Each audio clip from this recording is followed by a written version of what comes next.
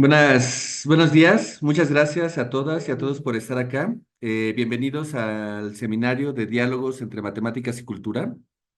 Esta ocasión tenemos el placer y el honor de recibir a Nicolás Belmonte, que nos va a platicar sobre arte digital, explorando simetría, geometría y fractales. Nicolás Belmonte es director de ingeniería en Meta, en Nueva York. Él es graduado de Ciencias de la Computación en el ITBA en Buenos Aires, Argentina. Él se ha dedicado a la visualización de datos y algunos intereses de él son el diseño computacional, el arte matemático y la fabricación digital. Pues muchas gracias, Nicolás, y adelante, el tiempo es tuyo. Bueno, muchas gracias Bruno, muchas gracias Javier y gracias por darme la oportunidad de presentar un poco mis trabajos de matemáticas y visualización más bien recreacionales. Voy a compartir mi presentación. Este, y bueno, como Bruno anunció, voy a hablar un poquito sobre arte digital, sobre todo explorando tres cosas: simetría, geometría y fractales, que son tres temas que están muy conectados entre sí y son temas que generalmente en dimensiones de 2 y 3, inclusive 4 proyectadas en 3, son bastante visuales y contienen mucha interactividad y mucha computación también ligadas con ello. Primero quisiera introducirme un poco más sobre cuáles son mis intereses y cómo es que desarrollo ciertas aplicaciones de visualización de matemáticas. Como anunció Bruno, mi nombre es Nicolás. Estoy en Instagram donde publico varios videos sobre explicaciones y exposiciones de conceptos matemáticos. Mi carrera fue en ciencias de la computación. Eh, Siempre me interesó la matemática como algo, digamos, para hacer constantemente, para crear nuevos desafíos en mi cabeza. Al principio fue más con la lógica y la computabilidad y la teoría de conjuntos y la matemática discreta, porque estábamos dentro de la ciencia de la computación, pero rápidamente en mi carrera del ITBA, del Instituto Tecnológico de Buenos Aires, nos fuimos una materia de programación visual y dentro de ella empezamos a explorar diferentes formas y métodos de visualizar datos, que fue a lo que dediqué mis últimos 15 años de carrera. La visualización de datos es encontrar las metáforas gráficas correctas para poder representar datos en la pantalla, y muchas veces esas metáforas incluyen geometrías que son otras que la euclidia. Entonces, a partir de ahí me interesé mucho más en el tipo de temas del que vamos a tratar hoy, que tienen que ver con la simetría, que tienen que ver con las geometrías y que tienen que ver con los fractales. Si van a mi sitio web, van a ver un poco de algunas animaciones y visualizaciones eh, en varias temáticas, como ven en la primera. eh, Como ven al principio es más sobre Indra's Pearls, pero más allá de eso hay visualizaciones de diferentes tipos de geometría y modelos de representación de esa geometría y de mapas conformales. Bueno, muchos juegos de visualización de simetrías con respecto a cosas muy similares a las que Escher hace, o van a ver la estrella de Kepler, o van a ver eh, creaciones de sólidos con muchas capas. Eh, y también mezclado con más computación gráfica y arte que puede ser más de fabricación, digamos, en términos de impresiones digitales en 3D, o usando el Axidro, que es un robot que dibuja. Se pueden generar cosas bastante interesantes basadas en la matemática también, y tienen sus propios desafíos en términos computacionales de cómo hacer trazos, como Traveling Salesman Problems, donde hace trazos de una sola línea para completar el dibujo y ese tipo de cosas. Pero lo que me inmersó al principio en lo que era más la geometría fue la visualización de datos y la visualización de datos en particular, este, eh, tiene una metáfora donde usa geometría hiperbólica para poder acomodar más datos en la pantalla.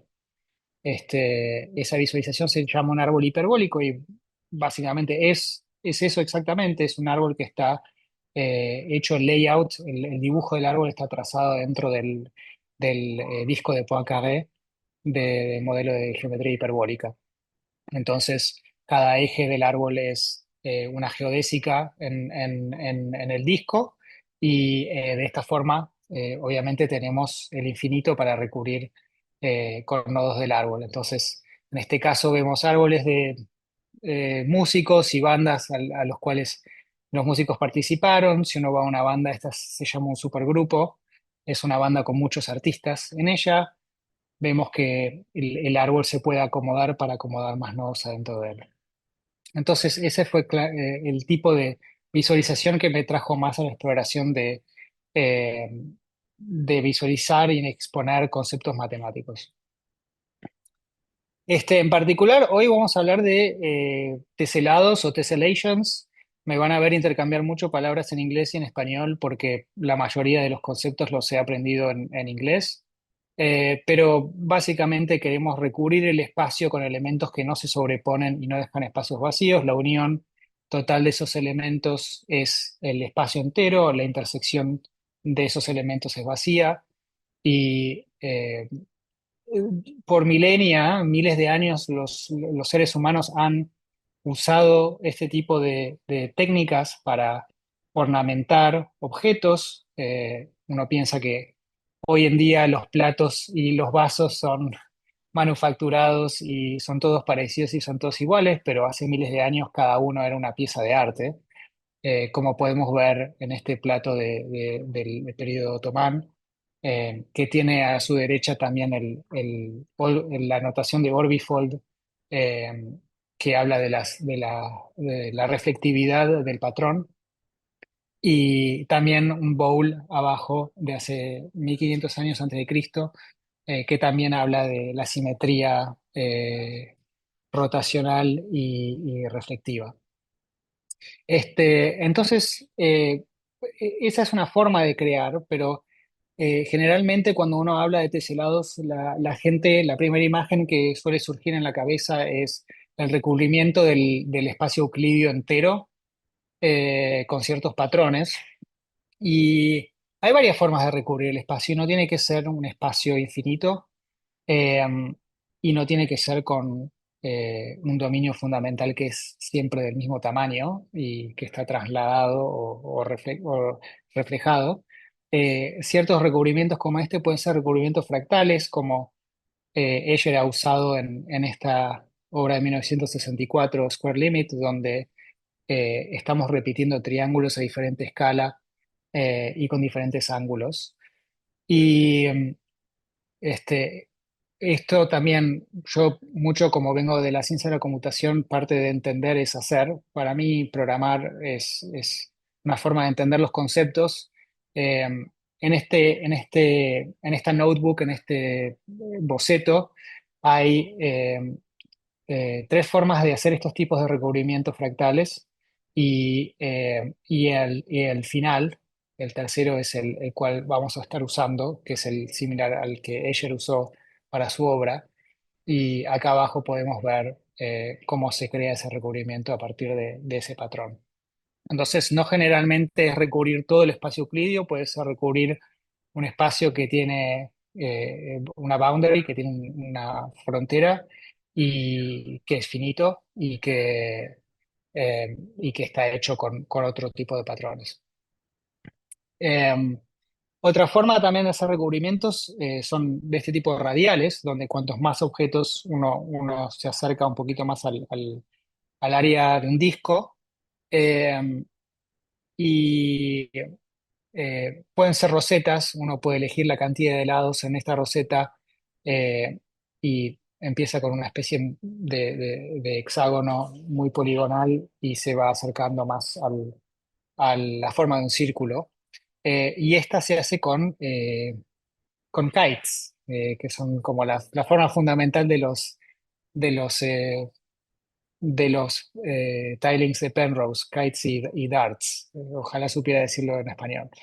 En fin, y uno puede elegir la cantidad de lados y uno puede elegir la cantidad de elementos en profundidad y también el ángulo de estos kites.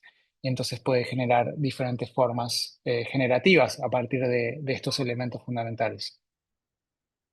Entonces, hay otras formas de recubrimiento, no necesariamente son del plano euclidio, no necesariamente son recubriendo el espacio infinito. Hay varios otros ejemplos.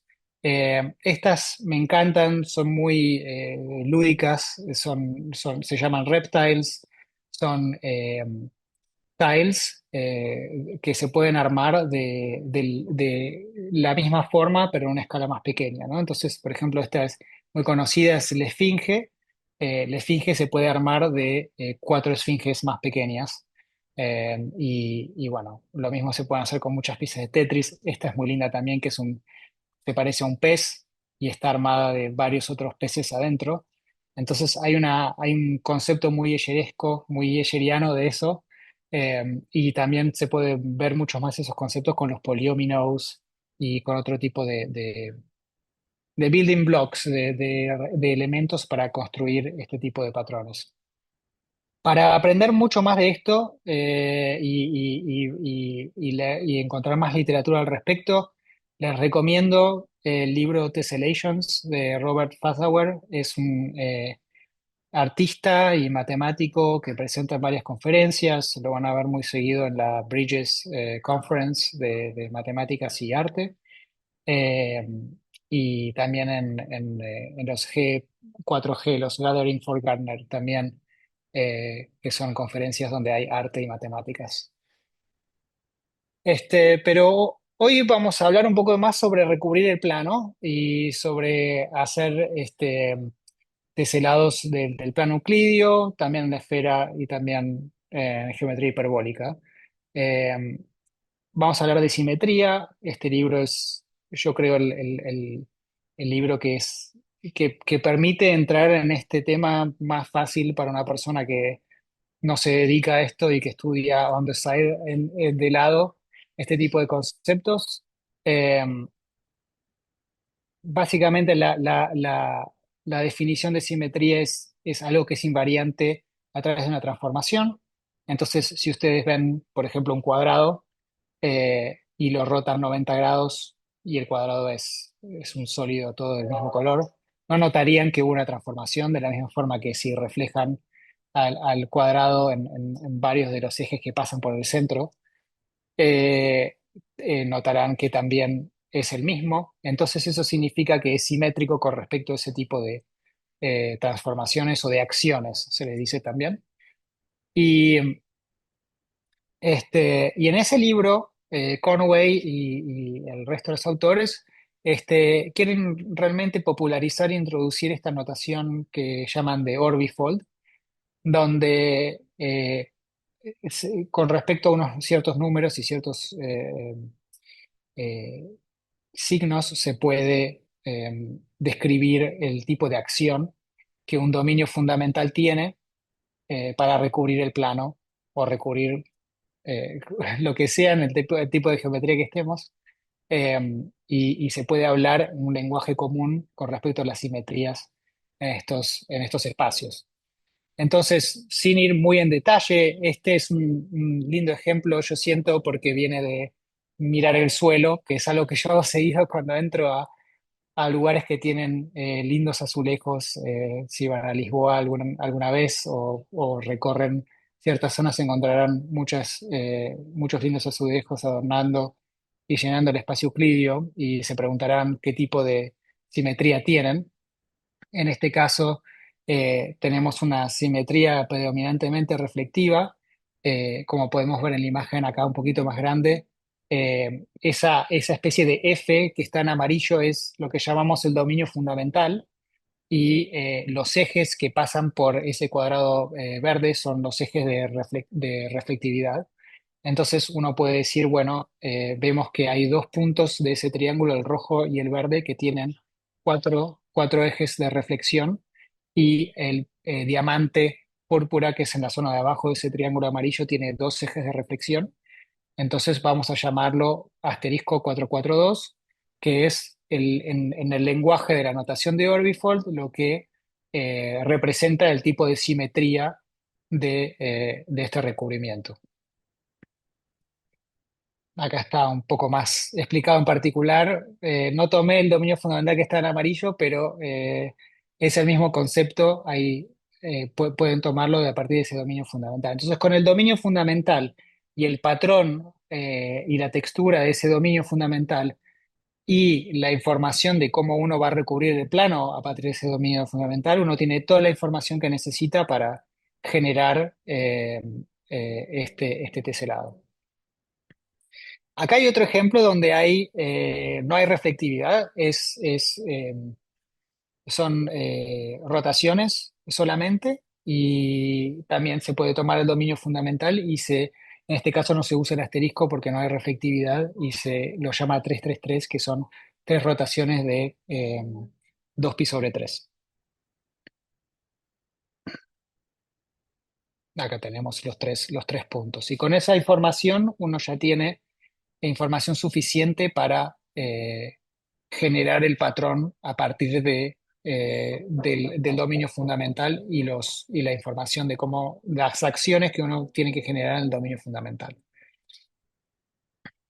Ahora, eso lleva a varias cosas interesantes, como hacer diferentes particiones del espacio, empezar a explorar cómo eso visualmente puede despertar ciertos sentidos.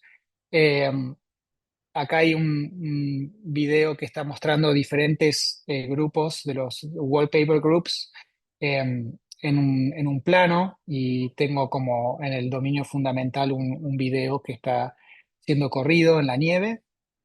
Y bueno, como trabajo mucho con computación gráfica, también pienso en qué es lo que pasa cuando uno interactúa con los diferentes elementos de ese teselado.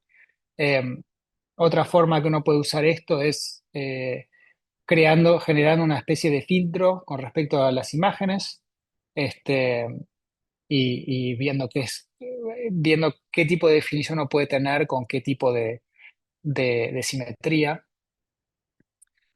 Son algunos de los ejemplos de visualizaciones que se pueden crear con respecto a los teselados en el plano euclídeo. Eh, Otra forma de ver cómo se pueden hacer más teselados es introduciendo los símbolos de Schläfli. Creo que me falta una diéresis en la A, pero en cierto sentido, cuando uno piensa en el plano euclídeo, piensa fundamentalmente en tres tipos de particiones. Los dos números en estos símbolos de Schläfli representan: el primer número es la cantidad de lados del polígono y el segundo número es la cantidad de polígonos alrededor del eje. Entonces, por ejemplo, 6,3 significa tengo hexágonos y tengo tres hexágonos alrededor de cada eje de ese hexágono.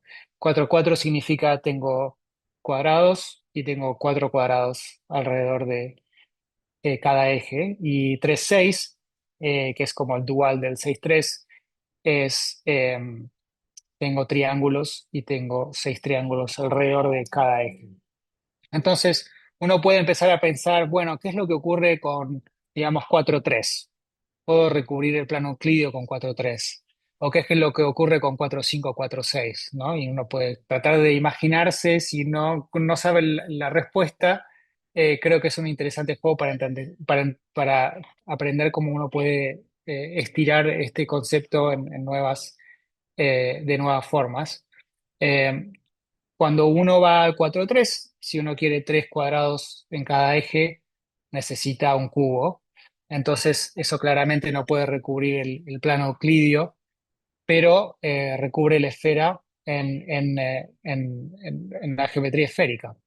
Entonces, uno ahora puede usar los símbolos de Schläfli eh, para entender cómo se crean, por ejemplo, los sólidos platónicos, en este caso el icosaedro 3,5, el octaedro 3,4, el tetraedro 3,3. Y son tipos en la geometría esférica son los recubrimientos que se pueden hacer. Entonces, hablamos un poco más de las simetrías en la geometría esférica y son similares a los wallpaper patterns. Se puede hacer como en la geometría euclídea un teorema que demuestra que hay 14 de esas.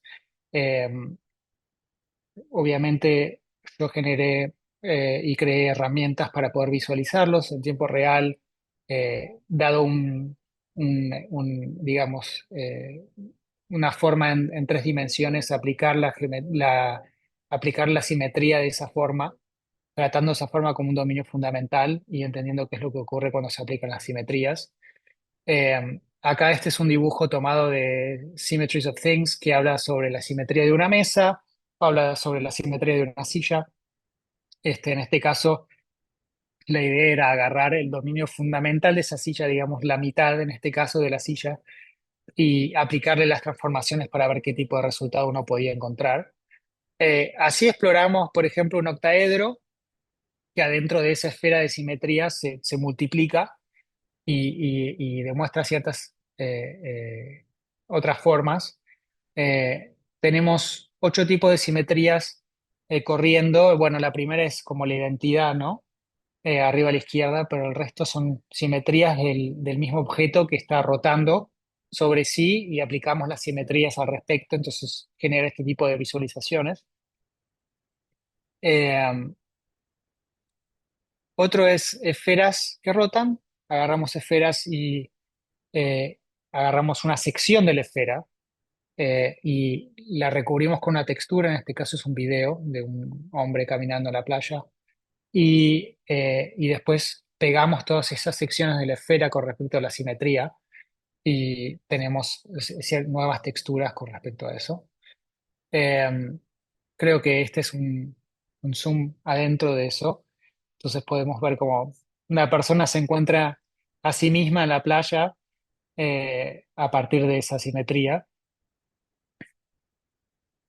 Y por supuesto uno puede mover todo lo que está en la esfera con una proyección estereográfica, que es un mapa conformal, mantiene los ángulos y puede encontrar esos tipos de patrones también en la herramienta. Entonces la herramienta permite en estas tres geometrías, en 2 y 3 dimensiones, generar nuevas texturas arriba de la geometría, generar nuevos patrones y visualizarlos y manipularlos en tiempo real.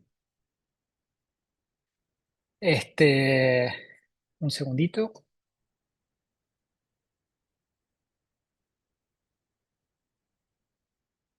Ok. Ahora, algo que es muy interesante es tratar de pensar cómo cruzar estas geometrías. Por problemas de curvatura, no hay una forma directa de cruzar estas geometrías, porque, bueno, pensándolo a partir de los símbolos de Schläfli, uno no puede hacer un 4-3 en una geometría euclidia, a no ser que uno lo haga en una esfera y haga una proyección estereográfica en el plano. Pero entonces siempre hay ciertos compromisos que uno tiene que hacer. Y, y esos compromisos y esos desafíos son los que hacen la parte computacional de las matemáticas, para mí al menos interesante. Por ejemplo, un ejemplo es agarrar este patrón que ella había hecho sobre lagartijas, que lo había hecho en el plano euclidio, que es la imagen que está arriba a la izquierda, y tratar de encontrar el dominio fundamental de ese plano y después tratar de transformar eso en una geometría esférica. Y entonces, como uno hace eso, si uno mira las imágenes de abajo a la izquierda de las dos esferas, es que si bien uno puede encontrar una simetría rotacional con un dominio fundamental que es un triángulo, que es el dominio fundamental amarillo que está en la esfera de la izquierda, uno podría también encontrar una simetría rotacional cambiando ese dominio fundamental. Y ahora ya no es más un triángulo, es un kite, es un barrilete. Eh, y esto es muy parecido, en ciertos sentidos, a un cuadrado eh, con ciertas deformaciones. Entonces, las deformaciones, bueno, van al criterio digamos, del que organiza esta visualización. Podría ser un mapa conformal, donde se mantienen los ángulos. Hay diferentes formas de hacerlo. Pero el hecho es que ahora uno tiene que encontrar una proyección de un cuadrado a una forma pseudo cuadrada o de cuatro lados, cuadrilátero, y una vez que uno encuentra el mapeo correcto, uno puede ahora crear una sección de una esfera al respecto de eso, y después puede crear una esfera que recubre eso a partir de del dominio fundamental euclídeo. Entonces, por ejemplo, este es un video, creo que muestra un poco eso, cómo se abren en kites las figuras y cómo se mapearon en eso, y después cuando se conectan, cómo generan la esfera que venía del plano euclídeo. Entonces, la herramienta que desarrollo también en mi tiempo libre permite hacer este tipo de transformaciones y de cruzar las geometrías de esta forma. Este, y algo que es interesante es que también se pueden exportar muchos de estos objetos. Se pueden exportar como modelos 3D y con cierto trabajo se pueden imprimir en 3D. Este está impreso en material metálico, no sé si es cobre. Está hecho de una subdivisión medio fractal con respecto a la esfera, y después se eliminan ciertas partes de esa subdivisión como en como una esponja de Menger. Se eliminan ciertos elementos a partir de cada iteración, y, y el resultado es interesante en el sentido de que, bueno, algunas de las formas que están aquí parecen unos peces que están nadando alrededor del círculo, parecen ciertos elementos que pueden reconocerse. Este, voy a quizás a parar aquí un segundo el video. Eh, no sé si me pueden ver, si me pueden ver. Acá está la esfera, Sí, sí, sí. me pueden ver. Este, Ah, y ese con- está en cobre también? ¿O cómo lo es? sí, esta es en cobre, después tenemos esta que es también otro patrón, pero no fractal, sino un dominio fundamental, una sección con algo rotacional, que es en plástico. Mm. Y ahora voy a seguir compartiendo. Oh, Ok, mira. Ujú. bárbaro. Y bueno, entonces el proceso es así, es agarrar este tipo de forma, eliminar ciertos elementos o generar la sección y después hacer un poco de procesamiento para encontrar una forma de imprimir esto en 3D. Otros proyectos son hacer poliedros de múltiples capas, dos o más. Esto también Escher lo hizo inspirado en la estrella de Kepler. También lo armamos, no sé si se ve mi imagen aquí, pero acá hay una basada en un icosaedro. El proceso es agarrar, por ejemplo, el icosaedro y estelarlo, hacer una stellation del icosaedro y después conectar los planos, porque cuando uno, por ejemplo, agarra un octaedro y hace una stellation del octaedro, hay varios planos que quedan coplanares entre varias caras, y entonces uno puede crear este tipo de objetos.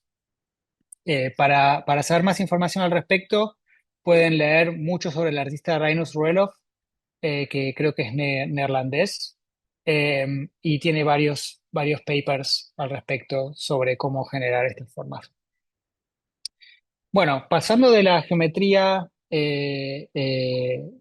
esférica a símbolos de más, hablamos de 4 a 4 a 4 a 3 generamos cubo, de 4 a 4 a 4 a 5 4 a 6. Uno tiene que empezar a encontrar cómo proyectar esto en otro espacio, el espacio de Minkowski o proyectado en el disco de Poincaré, o hay varios modelos de geometría hiperbólica. A mí particularmente me fascinaron los escritos de Klein, de Felix Klein, con respecto a geometría hiperbólica. Se llaman los protocolos de Felix Klein. Están todos dibujados a mano con una nitidez espectacular. Bueno, este es el grupo modular o triángulos ideales, ¿no? Que tienen ángulo cero.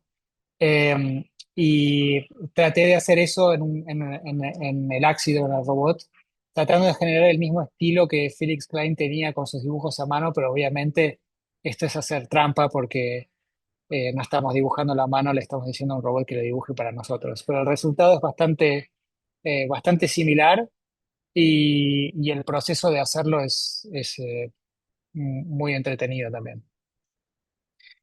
Este, con respecto a geometría hiperbólica, hay muchos tipos de transformaciones y muchos tipos de proyecciones.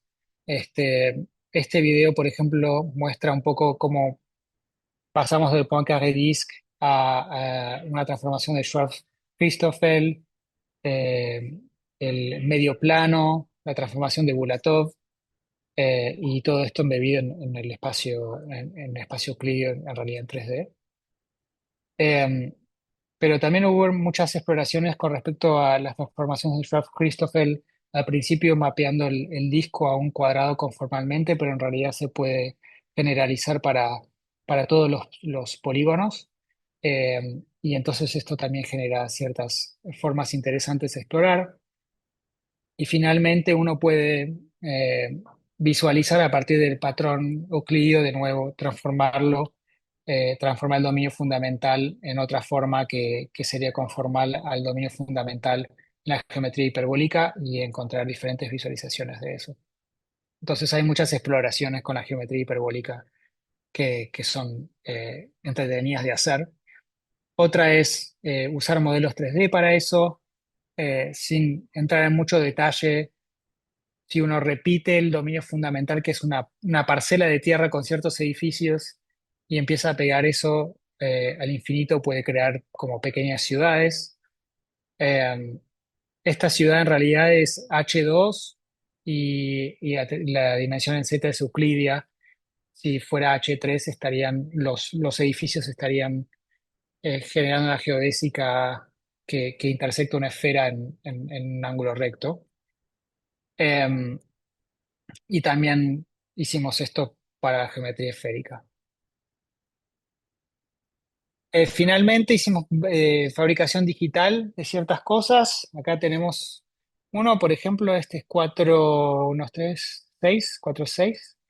Eh, y también se generan muy fáciles en un laser cutter. Tengo un estudio acá a dos cuadras y puedo generar, si a alguno le interesa y en algún momento quiere que le envíe algunos de estos discos, con gusto podemos charlar. Eh, y bueno, y finalmente, algo que es interesante es entender cómo este tipo de curvaturas y la geometría se conectan. Acá hay otro libro muy interesante que se llama La forma del espacio, The Shape of Space, eh, que habla justamente de cómo entender el espacio tridimensional hiperbólico, esférico, el modelo de Klein, cómo todo eso se interconecta en realidad un poco más también con la topología y cómo, por ejemplo, una simetría traslacional en el plano euclidio es un toroide. Y hay muchas de esas explicaciones que están hechas en este libro de forma súper simples y accesibles y que realmente conectan todo, porque el libro de simetrías de Conway y el libro de Indra Pearls, los dos hablan de estos conceptos, y el libro que yo siento que conecta esto muy bien es este libro de Jeffrey Weeks.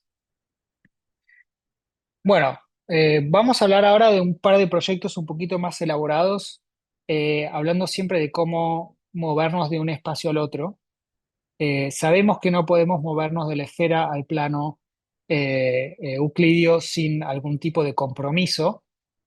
Hablamos de la proyección estereográfica, obviamente mantiene los ángulos, pero no mantiene las distancias. Eh, por eso es que hay tantas proyecciones en el mapa hoy, porque hay muchos compromisos con respecto a cómo mover del plano esférico al plano euclidio. De nuevo, estos compromisos en algunas áreas son geniales, en otros no tanto. Crean tipos de distorsiones que para personas que tienen ciertos objetivos pueden ser problemáticos. Y si fuéramos a hacer un resumen del tipo de compromisos que tenemos, se puede graficar en este triángulo a la izquierda.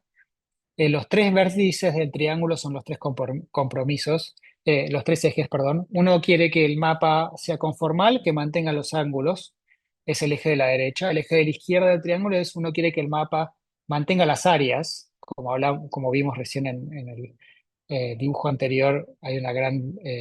la proyección de Mercator tiene mantiene los ángulos pero no las áreas. Y abajo uno quisiera que no tenga interrupciones. Por ejemplo, si uno ve el Dimension Map, acá a la derecha, eh, tiene muchos recortes. Entonces, en cierto sentido, mantiene dentro de todos los ángulos y mantiene dentro de todo las áreas, pero tiene muchas interrupciones. Entonces, lo que este investigador hizo, Jack Van Wyck, decidió ir a la parte de arriba de ese triángulo donde puede mantener la conformidad de los ángulos y puede mantener el área y relaja muchísimo el tipo de interrupciones que puede tener el mapa. Entonces, a ver si se puede ir ahí. Sí. Entonces, ¿qué es lo que obtenemos? Por ejemplo, esta es una visualización policónica. Uno agarra eh, un objeto que es como una gratícula y genera pequeños, cuanto más puede, ejes en esa gratícula y después lo abre manteniendo las distancias y manteniendo los ángulos, pero generando un montón de eh, interrupciones.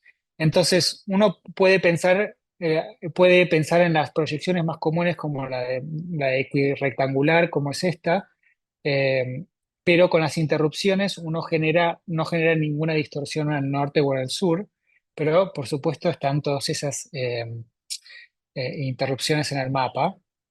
Uno puede eh, explorar el mapa de diferentes formas. Pero después lo que el autor hace, que es muy interesante, dice, bueno, ahora tengo este modelo, agarro un modelo que es una gratícula, le genero un grafo con cortes y pliegues, como haría como una especie de origami, y después abro eso. Pero si el modelo inicial no fuera una gratícula, si usara otro modelo, ¿qué es lo que podría hacer? Entonces, por ejemplo, puede hacer una subdivisión recursiva donde uno agarra un tetaedro y lo subdivide y después crea esos árboles de cortes y de pliegues y lo abre y entonces genera diferentes formas de mapas y nuevas proyecciones realmente del mapa eh, con respecto a eso. Y finalmente lo que también hace el autor es agarrar por ejemplo, los sólidos platónicos y tratar de encontrar una forma de posicionar la textura del mapa de forma que los cortes en la Tierra sean mínimos en esos mapas. Entonces, porque por ejemplo uno podría mover la textura del mapa y ve que hay más cortes en la Tierra, pero con esta proyección en particular los cortes son mínimos. Entonces, bueno, yo he extendido ese trabajo para hacerlo para sólidos arquimídeos y otras visualizaciones. Pero esos son los compromisos y eso es de lo que el proyecto trata. Muy bien. El otro proyecto que es un poquito más desarrollado también se llama Suelos Hiperbólicos. Y la idea es mucha inspiración con respecto a una cuenta de Instagram que saca fotos de suelos y patrones de suelos. Y, eh, y eh, tratamos de generar modelos eh, de esos suelos en geometría hiperbólica. Entonces, a ver si lo podemos cargar aquí. Muy bien. Entonces podemos verlo acá y si hacemos zoom aquí, por ejemplo, vemos, esta es la visualización en geometría hiperbólica de este suelo con el mapping. Entonces tenemos que encontrar una forma de que, por ejemplo, si este suelo es rotacional, la visualización acá en geometría sea también general por acciones de rotación. Pero si es reflectivo, podemos generar un grupo que sea reflectivo en una geometría hiperbólica. Y también podemos ordenar estas visualizaciones de forma diferente eh, para poder explorarlas mejor. Este es el otro trabajo que hemos hecho. Como ya hablé antes, tenemos el dominio fundamental que podemos extraer y después tenemos un grupo en la geometría hiperbólica. En este caso vamos a elegir un grupo que tenga una simetría rotacional y después vamos a generar esa textura en ese grupo eh, y proveerlo de forma interactiva. Muy bien, ese es el segundo proyecto y ahora quiero moverme a otro tipo de simetrías. Hablamos de que algo simétrico es algo que no cambia con respecto a ciertas acciones, pero hablamos de eh, acciones que son girar, escalar, trasladar, reflejar cosas. Y las transformaciones de Moebius también agregan la inversión en un círculo. Y si pensamos en ese tipo de acciones, podemos pensar en otros tipos de simetrías eh, que son también invariantes con respecto a cierto tipo de transformación. Y este libro que se llama Indra's Pearls es genial para introducirnos a este tipo de visualizaciones y también desde un punto de vista un poco programático, donde uno puede entender a medida que uno va generando el código. Obviamente el libro no es un libro para matemáticos, creo que es más simple y habla solo superficialmente del tema, pero es muy interesante de por sí. Eh, voy a, voy a mostrar el interactivo primero, eh, que está aquí. Y la idea fue generar una visualización de estos conceptos. Empezamos con lo que son los grupos de Klein, que pueden ser pensados como un grupo de círculos, en este caso los cuatro círculos exteriores, y acciones con respecto a esos círculos. La acción es generalmente una transformación de Moebius que va a agarrar, que va a tomar todo lo que es el complemento, digamos, de este círculo azul y lo va a mover adentro de este círculo que está enfrente. Entonces es una especie de inversión, de, de dilación escalar y de traslación para moverlo al otro círculo. Y este tipo de transformaciones es muy interesante porque a medida que vamos repitiendo esto muchas veces, encontramos lo que conocemos como un grupo límite o un limit set, donde si uno va tomando la intersección de todos esos círculos y tiene una configuración inicial de los círculos y acciones, encuentra ciertas curvas interesantes. En este caso es puramente un círculo que de por sí yo creo que es bastante interesante, pero también uno puede tomar unas formas un poco más, digamos, reconocibles como algo fractal eh, y ese tipo de condiciones iniciales con respecto a los círculos y las acciones en los círculos es lo que genera estas curvas bastante interesantes. Eh, Moviéndonos un poco más lejos, vemos que cierta configuración inicial también puede generar cosas como la Apollonian Gasket. Eh, Vemos que varias conjugaciones de este grupo también muestran otros objetos como los círculos de Ford. Las conjugaciones no son más que, de hecho, transformaciones de Moebius con respecto a la esfera eh, de Riemann. Y después uno puede ir un poco más adentro y empezar a hablar de los grupos que se llaman single cusp y double cusp groups. Y son grupos que están un poco en el límite, digamos, de lo que llamamos la parametrización de Maskit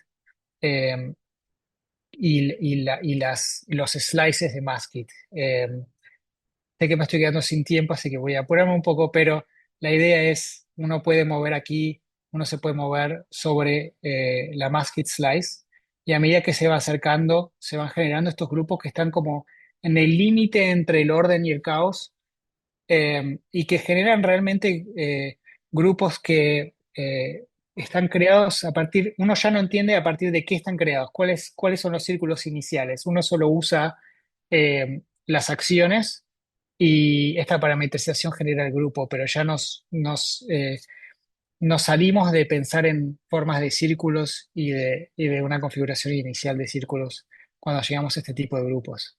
Eh, Como vimos, estas conjugaciones son transformaciones de Moebius en esa esfera de Riemann. Podemos hacer algo similar acá si lo movemos. podemos explorarlo más y por supuesto como esto es infinito podemos hacer zoom y ver en mayor detalle. Um, Creo que eso es todo. Así que esos son los tres proyectos que quería mostrar. Y para resumir, muchas gracias. Estos son los cuatro libros que creo que son los más recomendables si alguno de los temas que presenté acá les pareció interesante. Tessellations de Robert Fazawar, muy bueno para entender cómo generar teselados en el plano euclidio. The Symmetries of Things habla de geometría hiperbólica, euclidia, esférica y más, y cómo generar un lenguaje común de simetría en todas estas geometrías. The Shape of Space habla mucho de la geometría tres-dimensional y cómo estos tienen propiedades topológicas. Y finalmente, Indra's Pearls se mete muchísimo más en el tema de las transformaciones de Moebius y de cómo generar patrones a partir de eso. Así que bueno, muchas gracias.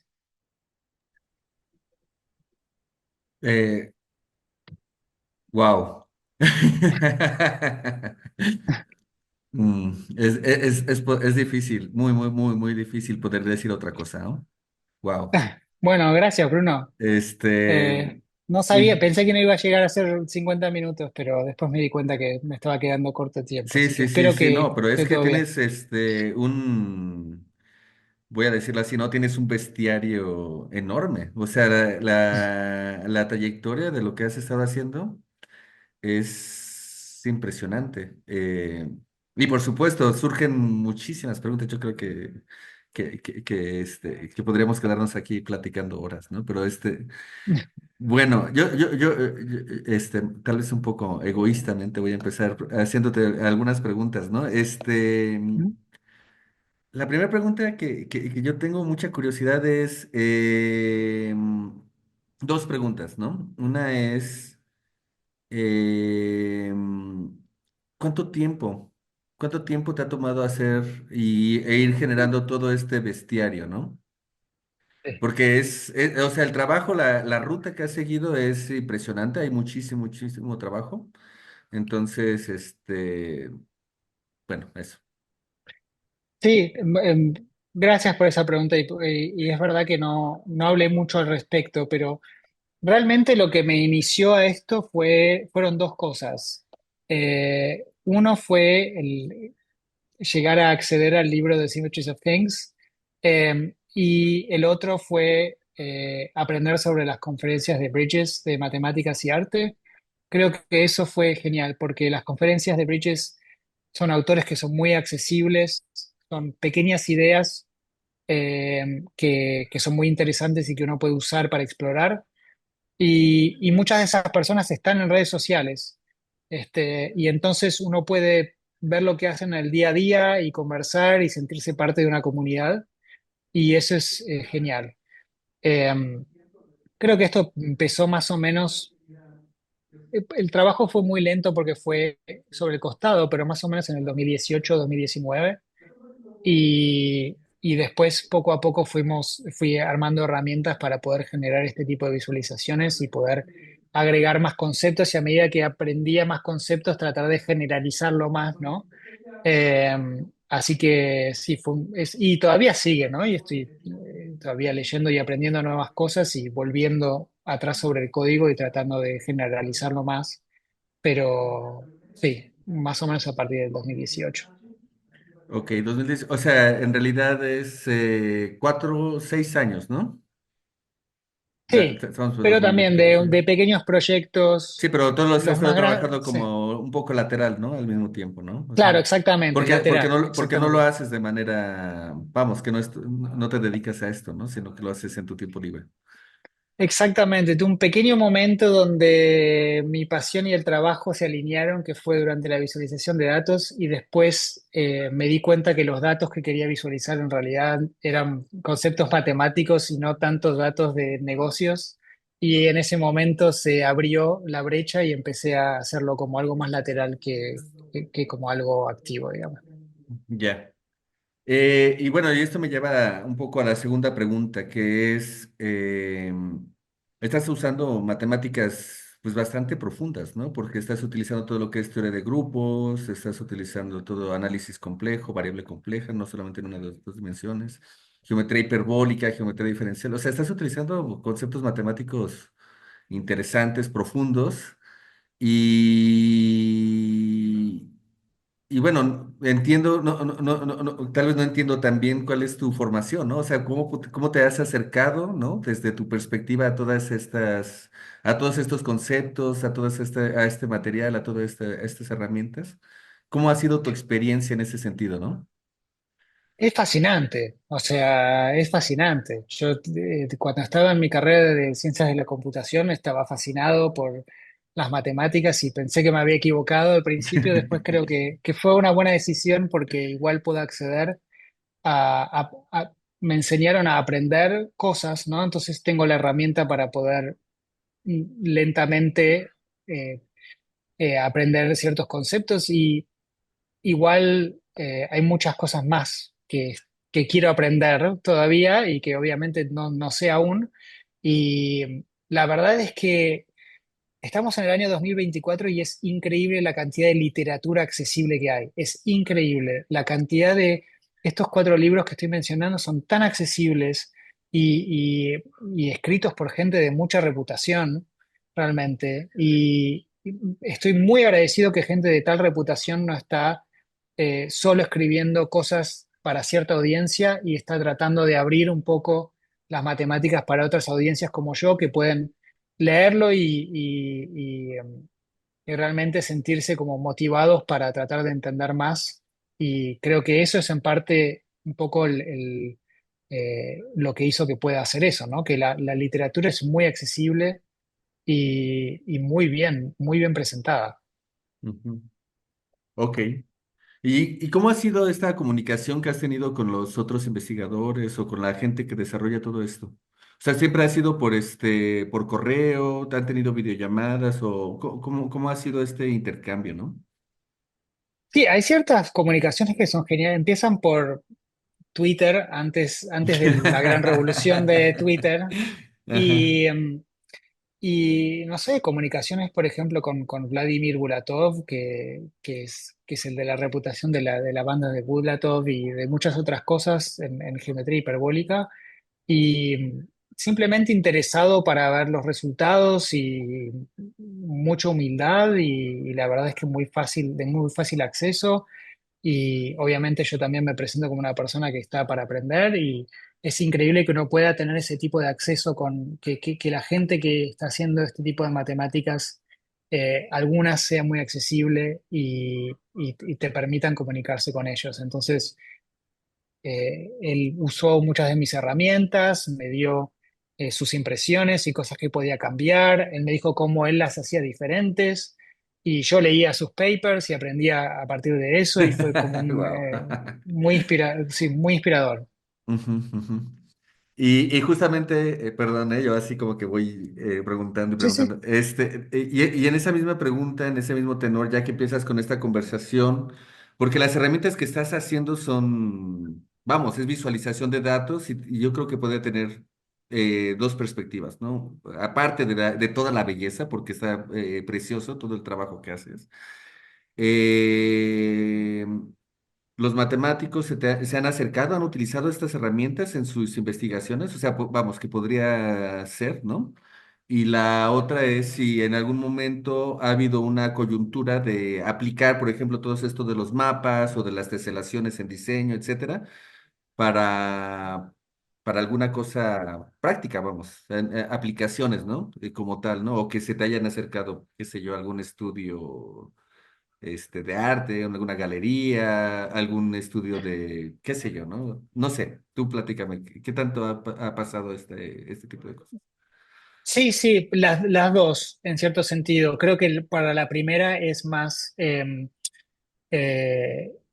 mucho por ejemplo, la conferencia Bridges de arte y matemáticas también trata mucho de cómo enseñar matemáticas Mm, y cuáles son las mejores formas de enseñar matemáticas. Y eh, sí, he tenido varias conversaciones sobre cómo produccionizar o cómo hacer un producto a partir de las visualizaciones de los mapas y cómo generar modelos físicos de esos que después otras personas puedan usar y puedan ver y interactuar físicamente con eso y para entender cómo son las proyecciones y entender cuáles son los compromisos que se hacen en cada proyección.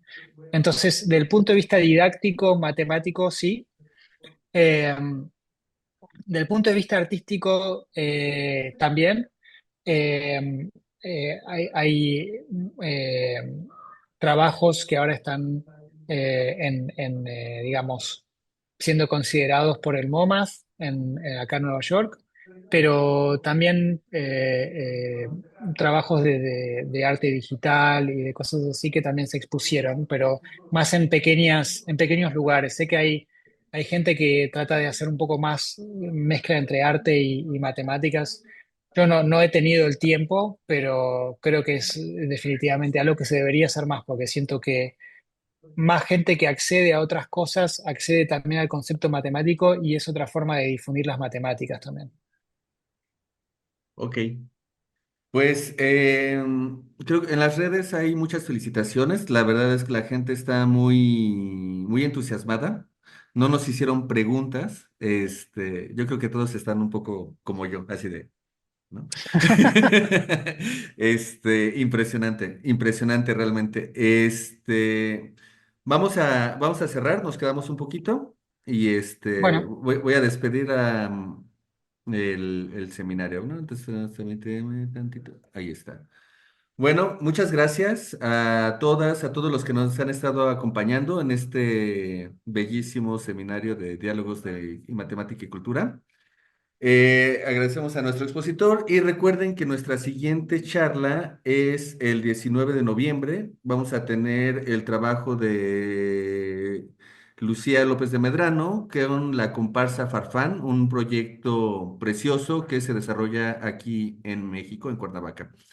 Muchas gracias y hasta la próxima. Es- gracias, Bruno.